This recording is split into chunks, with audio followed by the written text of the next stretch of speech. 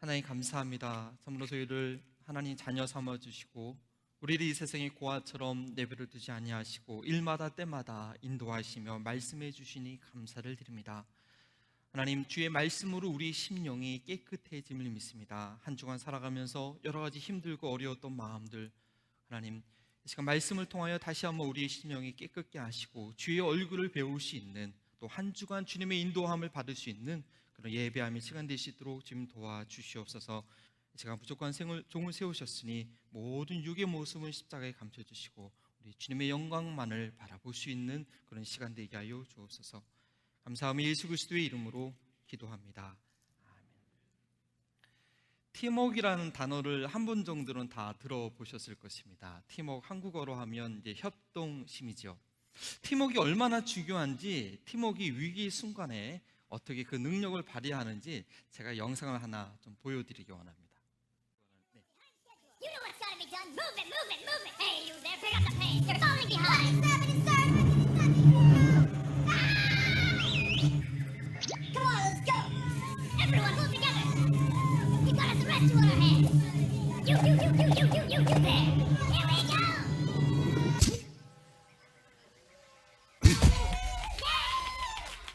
네, 이게 애니메이션 만화라고 해서 정말 저런 일이 있을까 혹시 생각하실 분이 계실까봐 영상을 하나 더 준비하겠습니다.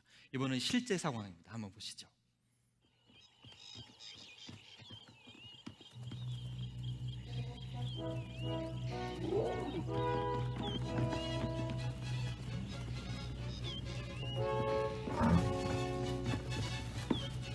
버팔로가 겁이 없습니다.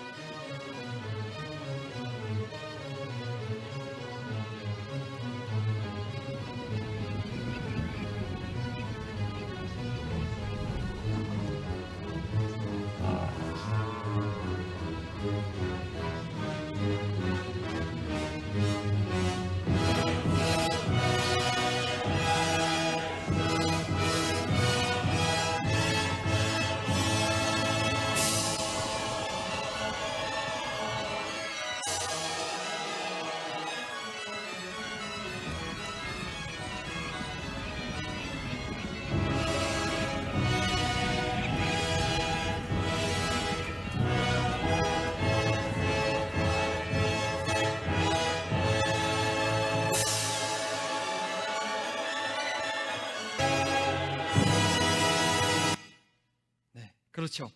위기 순간일수록 흩어지는 것이 아니라 팀워크를 이루는 것이 참 중요합니다. 오랫동안 직장생활 하시면서 또한 사업을 하시면서 참 팀워크를 이렇게 이뤘으면 좋을 텐데 하면 고민하시는 분들이 계신지랍니다. 때로는 나는 단체나 어떤 조직사회에 있기 때문에 팀워크는 나하고 관계가 먼 단어라고 생각할 수도 있겠지만, 가까이에 우리 가정에서 보더라도 부부간에 참 팀워크가 필요하다는 것이 실감되실 때가 있을 것입니다. 아니, 우리 교회에서 신앙생활하는 저희들, 교회는 바로 예수님을 머리로 두고 각 지체들이 연합된 그런 공동체가 아닙니까? 교회에서 신앙생활하는 것 자체가 바로 팀워크를 이루는 것이라고 생각할 수 있겠습니다. 무인도에서 혼자 사시는 분이 아니라면 그 누구든지 한 공동체에 팀워크를 이뤄야 되는 그런 상황이라는 것입니다. 우리는 팀워크를 벗어나서 생활할 수 없습니다. 그래서 이 팀워크를 잘 이해하고 적용할 수 있다면 삶의 위기를 기회로 바꿀 수 있을 것입니다. 팀워크를 이루는 데 있어서 관계가 중요할까요? 아니면 일이 중요할까요? 둘 다 중요합니다. 제목이 나와 있는 대로 팀워크, 그 단어 자체가 팀과 워크, 관계와 일의 조합이라고 볼 수 있는 것입니다. 인류 최초의 팀워크를 이루었던 아담과 하와의 모습을 좀 보겠습니다. 창세기 2장 18장에 보니까 하나님께서 아담이 혼자 있는 것이 외로워서 하와를 만들었다고 되어 있습니다. 하와는 그 아담의 관계성을 위해서 지어받았는데, 뿐만 아니라 그 뒷구지를 보면 내가 그를 위하여 돕는 배필을 지으리라. 그가 해야 할 일을 돕기 위해서 지어진 것입니다. 하와는 아담의 관계성을 위해서 지어졌을 뿐 아니라 그의 일을 돕기 위해서 지어졌는데, 이와처럼 팀에서 관계와 일은 수레의 두 바퀴처럼 같이 가야 하는 것입니다. 성경의 인물 중에서 누가 팀워크를 가장 잘 이루었을까요? 오늘 읽은 로마서 16장 말씀에 보면 사도 바울의 동역자의 실명이 35명 이상 나타납니다. 사도 바울이 어떤 식으로 사역을 감당했는지, 로마에 있는 그 로마 지역에 있는 교회들이 어떻게 구성되어 있는지 우리가 가만히 살펴본다면 이 초대교회를 극심하게 박해했던 로마 제국을 변화시켰던 저력이 어디에 있는지 알게 됩니다. 바로 팀워크입니다. 우리는 신약 성경의 절반을 쓴 이 사도 바울 한 사람을 영웅으로 생각하기 쉽지만 사도 바울은 그렇지 않습니다. 그는 사자와 같은 독보적인 존재가 아니었습니다. 우리가 본 영상처럼 오히려 사자의 공격을 받는 동료를 끝까지 지켜보고 있었던 그 버팔로 떼 중에 한 마리와 같은 자였습니다. 로마는 한 명의 영웅이 있었던 것이 아닙니다. 사도 바울은 의도적으로 로마 지역교회에 숨어있는 많은 일꾼들을 기억하면서 그들에게 문안 인사하라고 하고 그들을 세워주고 있습니다. 또한 자신과 팀을 함께 이루었던 동역자들의 이름을 하나씩 열거하며 소개하고 있습니다. 바로 팀워크를 보여준 것입니다. 팀워크는 관계와 일로 구성되어 있는 것인데 사도 바울이 드림팀이 어떻게 관계를 하였는지, 어떻게 일을 진행했는지 그 팀워크를 우리의 가정과 일터와 교회 사역에 적용해서 위기 순간에 역전의 기쁨을 맛보는 저희들이 되기 원합니다. 팀워크는 두 가지 요소로 되어 있다고 했죠. 관계와 일입니다. 이 먼저 관계를 이루는 두 가지 키워드가 있습니다. 첫 번째 키워드는 인정이라는 것입니다. 12절 말씀은 제가 다시 한번 읽겠습니다. 주 안에서 수고한 두르베나와 두르보사에게 문안하라. 주 안에서 많이 수고하고 사랑하는 버시에게 문안하라. 관계 형성은 상대방의 인격을 존중하는 것에서 시작됩니다. 물론 존재 그 자체를 인정해 주는 것이 중요하지만 팀워크를 형성하는 관계에 있어서는 그 팀을 위해서 수고한 것에 대한 인정이 있어야 됩니다. 사도 바울은 이것을 확실하게 했습니다. 그저 인사말로 수고했다는 것이 아닙니다. 정말 수고한 자에게 진지하게 수고의 말을 아끼지 않고 있습니다. 로마서 16장에 등장하는 많은 인물 중에 수고했다는 수식어를 받은 사람은 단 3명입니다. 6절의 마리아, 그리고 오늘 저희가 읽은 본문의 드루베나, 드루보시, 그리고 버시입니다. 바울은 그들의 수고를 각각 다르게 표현하고 있습니다. 이것은 그들이 어떻게 수고하고 있는지 분명히 알고 있었다는 것입니다. 수고를 안다는 것은 그 사람이 어떤 상황에서 어떻게 일했다는 것을 알고 있다는 것입니다. 이것은 한 사람 한 사람을 소중히 여기며 유심히 지켜본 그런 관심의 결과입니다. 마리아에게는 너희를 위하여 수고한, 두루 자매들에게는 주 안에서 수고한, 그리고 버시에게는 많이 수고한, 그래서 정말 사랑하는 이라는 표현을 하고 있습니다. 각자의 수고에 맞게 개별적으로 표현한 것입니다. 오랫동안 열심히 수고하다가 갑자기 사역을 포기하거나 직장을 떠나는 경우를 자세히 들여다보십시오. 수고에 대한 합당한 인정을 받지 못해 자신의 존재감이 확인되지 않을 때입니다.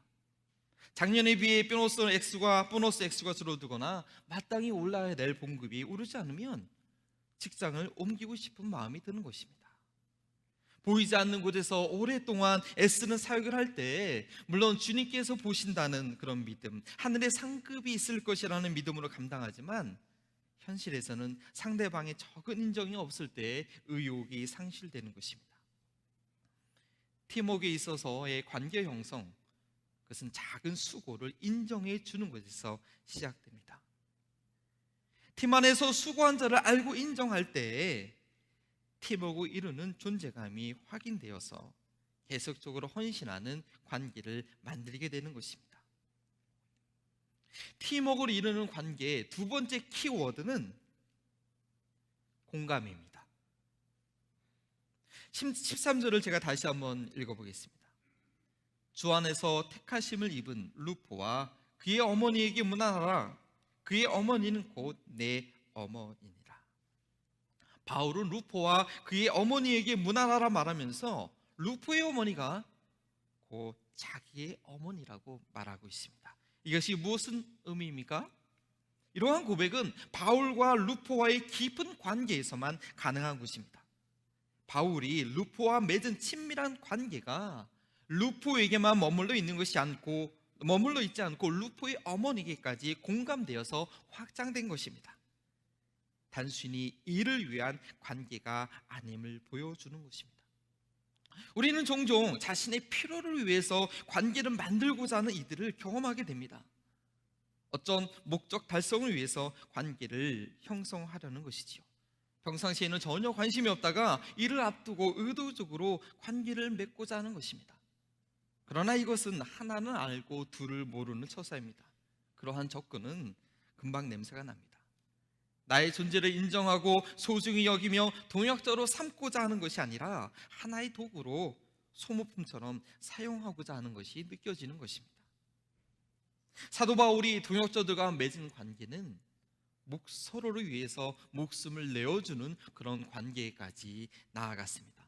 3절에 브르시게와 아굴라 부부와의 관계가 그랬습니다. 루포의 어머니를 나의 어머니라고 하는 것은 사생활을 침해한 것이 아니라 바울의 루포에 대한 진정한 관심과 관계로 인해서 루포의 어머니까지 돌봄의 대상이 된 것입니다. 눈앞의 목적을 위한 관계가 아닌 관계를 위한 관계는 그 사람이 맺고 있는 다른 관계까지 공감이 되는 것입니다. 부부관계에 있어서도 서로의 가족사에 대해서 황관하지 말라는 것은 부부간의 팀워크를 깨는 일격입니다. 남편 동생들의 그런 일에 대해서 무관심하고 또는 아내의 부모님에 대해서 그 상황을 같이 걱정하지 않는 부부 사이에는 항상 거리감이 있는 것입니다. 장례식 때 배우자의 슬픔에 깊이 동감해 주지 못하는 그런 남편과 아내는 앞으로의 관계에서 큰 곤란을 겪게 될 것입니다. 자녀와 관계를 잘하는 부모들은 그 자녀의 베스트 프렌드, 가장 친한 친구가 누구인지 알고 그 친구와 어떤 관계를 맺고 있는지 관심을 갖게 되고 자연스럽게 알게 되는 것입니다. 이처럼 팀워크를 이루는 관계는 팀원들이 맺고 있는 다른 관계까지 공감이 가는 그런 관계입니다.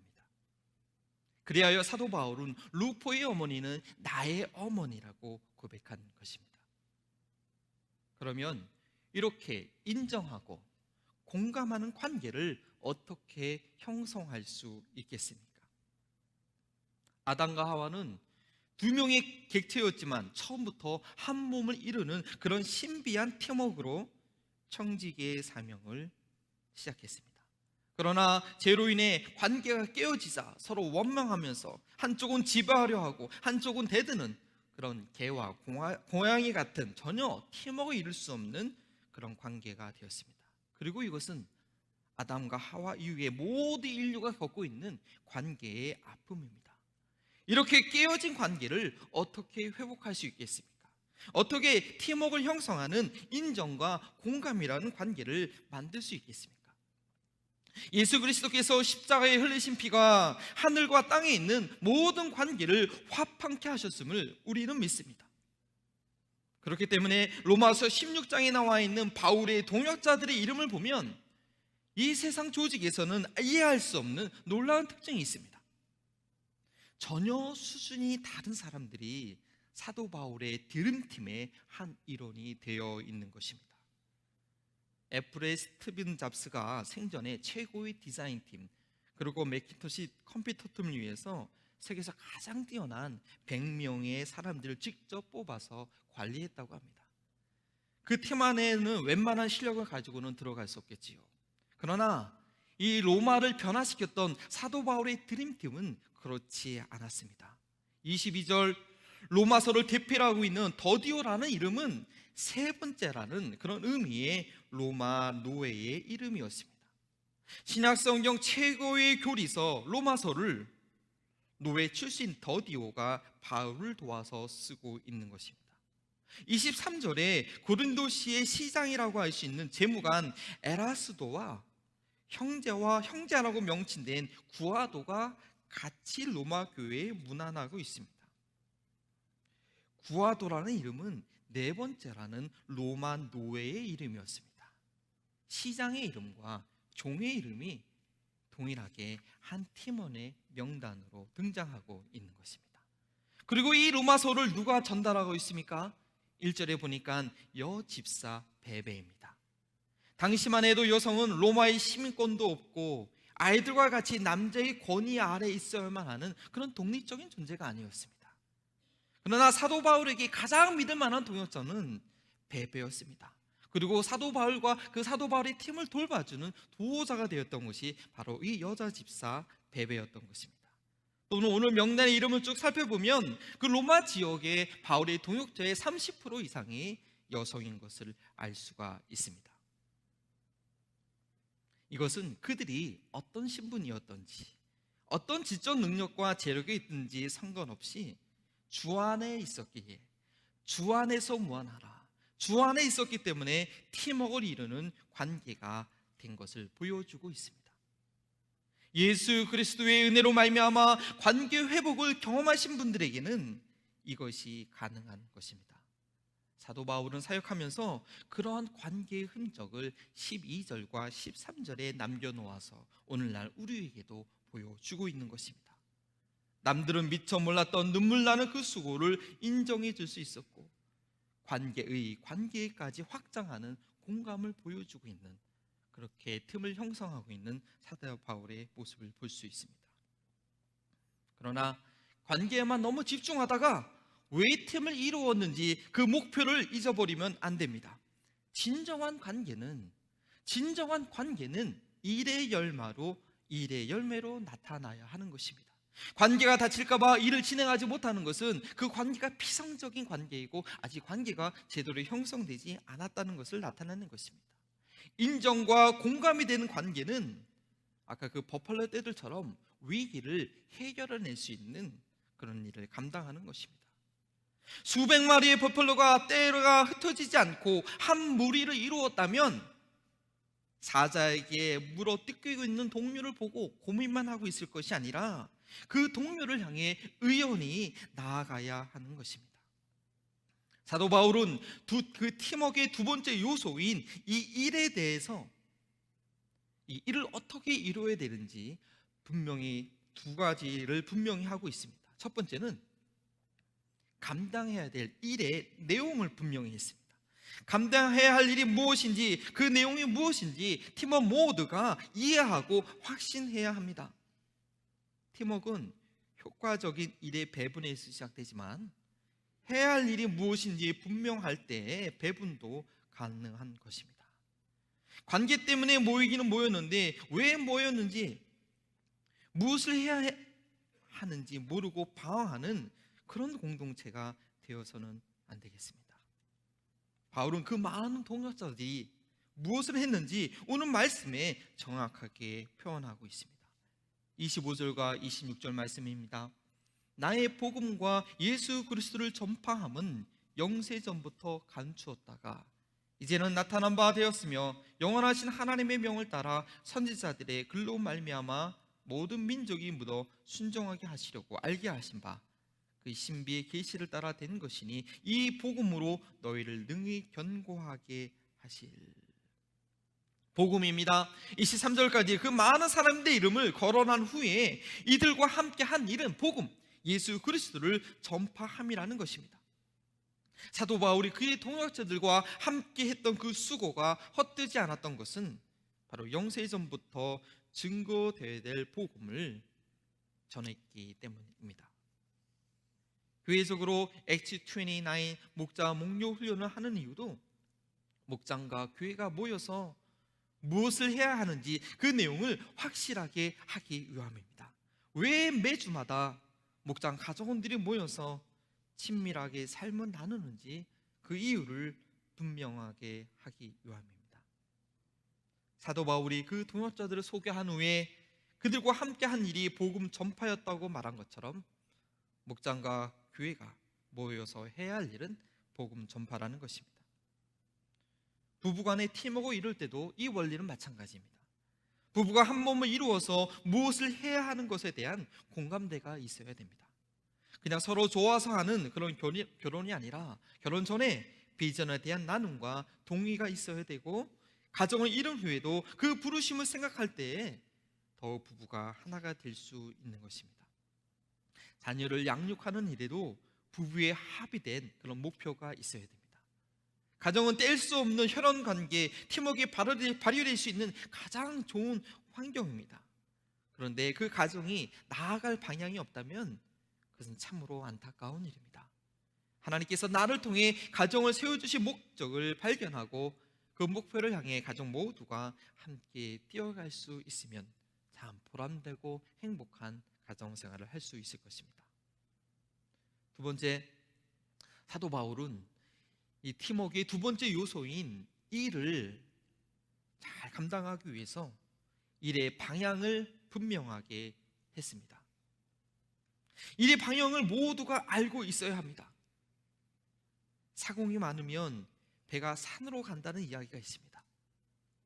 10명의 뱃사공들이 관계가 너무 좋고 마음이 잘 맞아서 노를 한번 저으면 엄청난 속도로 전진합니다. 그러나 문제는 배가 나아갈 방향을 잊어버리면 산으로 가게 되는 것입니다. 무슨 일을 해야 할지 알았다면 그 일을 왜 해야 하는지, 무엇을 위해서 해야 하는지 그 방향도 알아야 되는 것입니다. 바벨탑을 쌓았던 사람들, 그들은 세계 최고의 팀워크를 이뤘던 사람들입니다. 말이 같았었죠. 우리가 지구상에서 흩어지면 안 된다고 하는 그런 마음으로 엄청난 탑을 쌓기 시작했지만 결국 그 방향이 달랐기 때문에 그 팀워크는 순식간에 흩어질 수밖에 없었습니다. 사도 바울은 로마서의 모든 내용을 27절 지혜로우신 하나님께 예수 그리스도로 말미암아 영광이 세속 무궁토록 있을지어다 아멘으로 마무리하고 있습니다. 그 모든 것은 하나님께 영광 돌리기 위함이라는 것입니다. 바울이 복음을 전한 것, 그것은 하나님의 영광을 위한 것이라는 바른 방향이 있었습니다.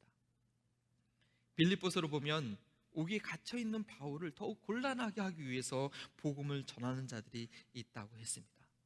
복음을 전하기는 했지만 바른 방향이 아니었다는 것입니다. 선한 일을 하고도 그 선이 되지 않는 경우가 있습니다. 마지막 심판날 양과 염소를 나누는 예수님의 가르침을 자세히 보면 심판받은 염소들이 선한 일을 하지 않은 것이 아닙니다. 나름대로 선을 했습니다. 그러나 그것은 자기가 한 선행을 스스로 기억하고 있는 자기의 의를 쌓는 그런 선행이었다는 것이지요. 반면 양들은 내가 언제 그런 일을 했습니까? 언제 그런 일을 했습니까?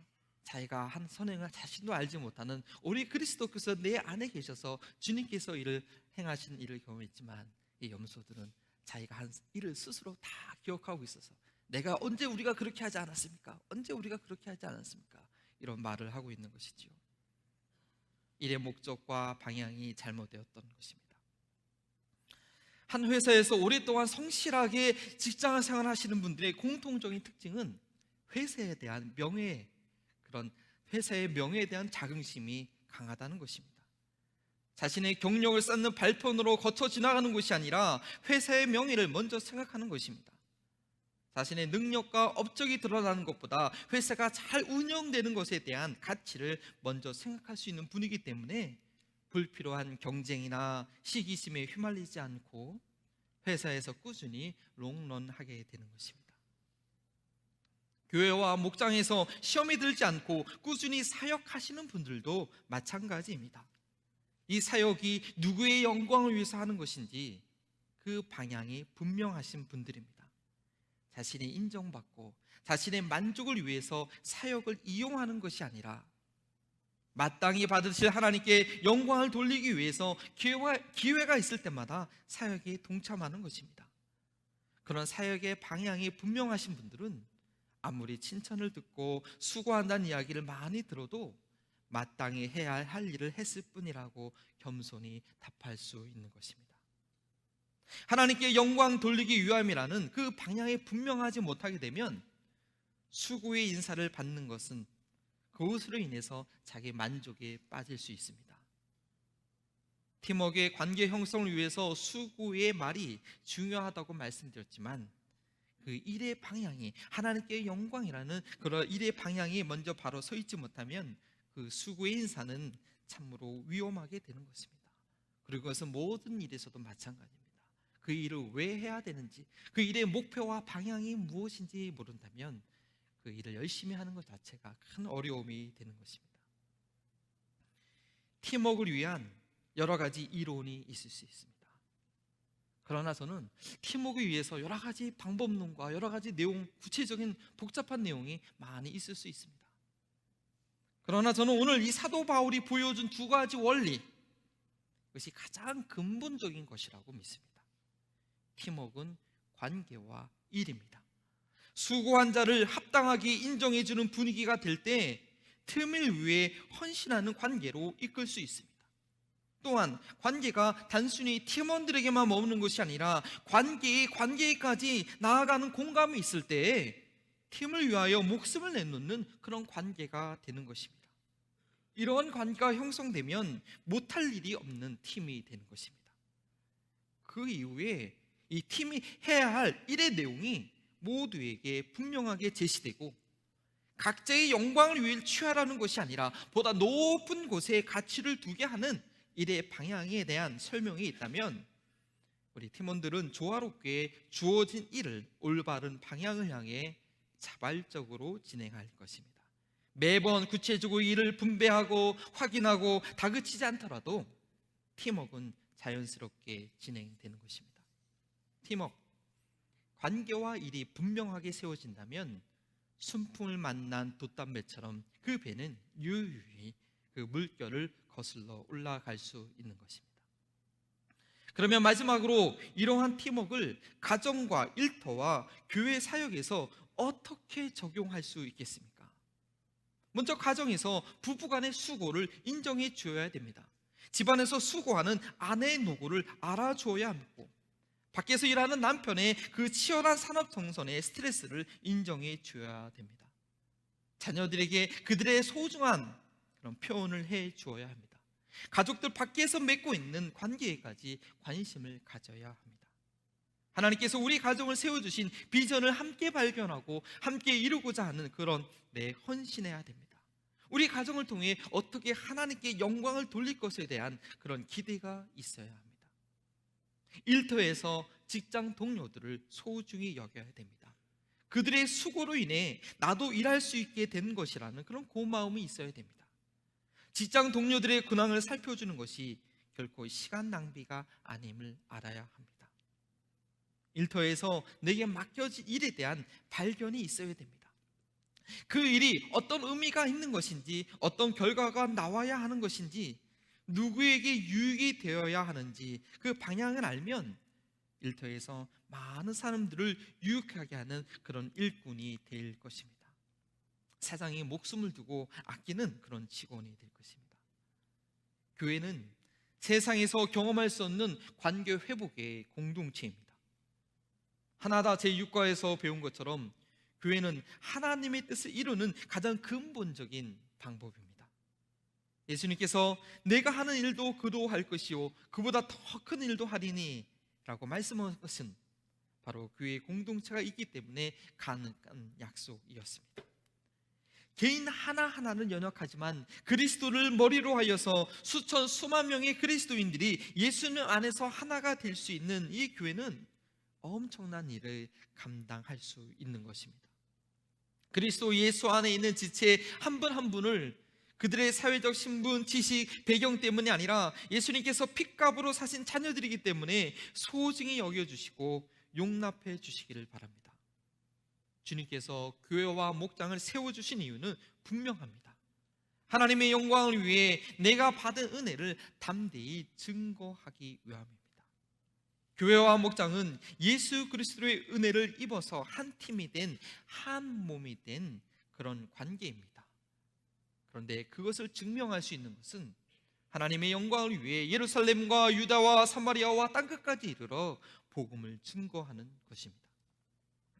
인간은 공동체를 떠나 살 수 없습니다. 그것은 누구나 팀워크를 이루고 있다는 것입니다.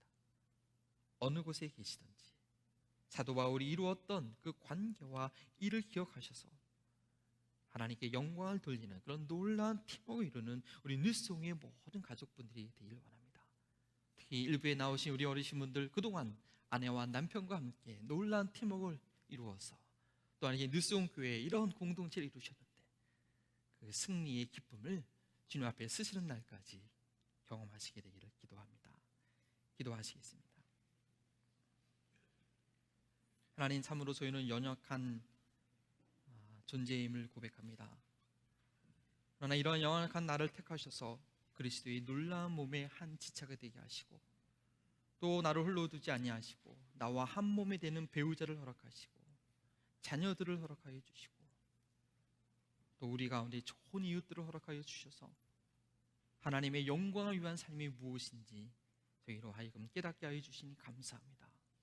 죄로 인하여서 모든 관계가 단절되고 깨어졌던 저희들, 예수 그리스도 안에서 하늘과 땅에 있는 모든 것을 통일하신 그런 주님의 은혜를 경험한 자가 되었사오니 하나님의 영광을 위해 홀로가 아니라 온전히 팀워크를 이루어 나아가는 저희 모두가 되게 하여 주시옵소서.